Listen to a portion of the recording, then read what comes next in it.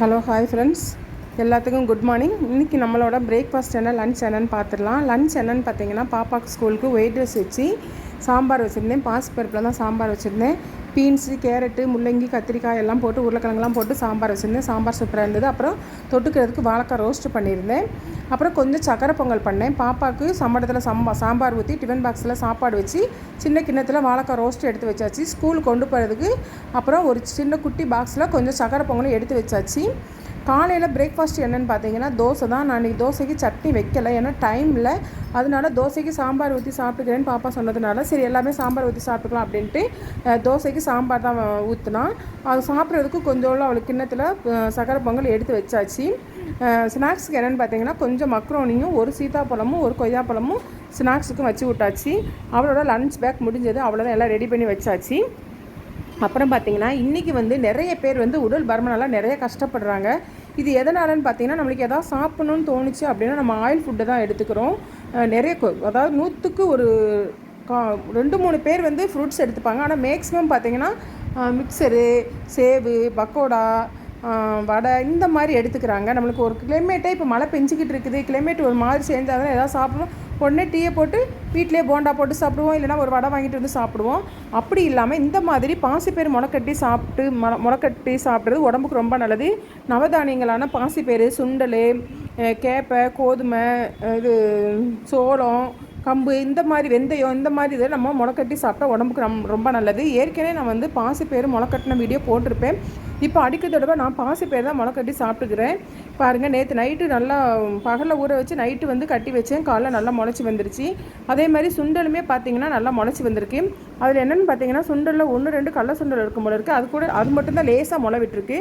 மற்ற இதெல்லாம் பார்த்திங்கன்னா நல்லா பெருசாகவே பாருங்கள் முளை விட்டுருக்குது. இந்த மாதிரி நம்ம தானியங்களில் நம்ம முளைக்கட்டி சாப்பிட்றது உடம்புக்கு ரொம்ப நல்லது. உடல் பருமன் இருக்கிறது. உடல் பருமனானால் என்னென்னலாம் நம்ம அவஸ்தைப்படுவோம் அப்படிங்கிறது நிறைய பேருக்கு தெரிஞ்சிருக்கும்.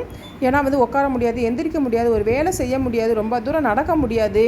அதனால சில நோய்வாயும் நம்மளுக்கு அதனால் சில நோய்களும் வரும். அதனால் அவாய்ட் பண்ணுறதுக்கு நம்ம இந்த மாதிரி பயிர்களை நம்ம சாப்பிட்றது ரொம்ப நல்லது. நீங்களும் ட்ரை பண்ணி பாருங்கள். அப்புறம் நம்மளோட இன்றைக்கி பிரேக்ஃபாஸ்ட் அண்டு ஸ்கூல் லன்ச் வீடியோவில் என்ன கேள்வி பதில்னு பார்த்தீங்கன்னா, நம்ம எதை சுவாசிக்கிறோம், எதை வெளியே விடுறோம், அதே மாதிரி விலங்குகள் எதை சுவாசிக்குது, எதை வெளியே விடுது, நம்ம சுவாசிக்கிற காற்று எந்த மரத்துலேருந்து அதிகமாக கிடைக்குது, இதுதான் கொஸ்டின் ஆன்சர். இது நிறைய பேர்த்துக்கு தெரிஞ்சிருக்கலாம். நான் தெரியாதவங்களுக்காண்டி தான் சொல்கிறேன். நம்ம வீடியோ பார்க்குற ஒவ்வொருத்தவங்களும் ஜென்ரல் நாலேஜ் தெரிஞ்சுக்கணும் அப்படிங்கிறதுக்காண்டி தான். இதெல்லாம் நமக்குள்ளே நடக்கிற ஒவ்வொன்று நம்ம என்ன சுவாசிக்குங்கிறது நமக்கே தெரியாமல் இருந்தால் அது என்னங்க இது. அதனால தான் நான் நிறைய பேர்த்துக்கு, அதான் 199 பேர் கூட தெரிஞ்சிருக்கலாம், அந்த 1-2 பேர் தெரியாமல் இருப்பீங்க இல்லையா, அவங்களுக்காண்டி தான் நான் இதை சொல்கிறேன். ஆன்சர் வேணுங்கிறவங்க கீழே டிஸ்கிரிப்ஷனில் தர்றேன், போய் பார்த்துக்கோங்க. ஆன்சர் தெரியும் அப்படின்னா எனக்கு கமெண்ட் பாக்ஸில் மென்ஷன் பண்ணுங்கள்.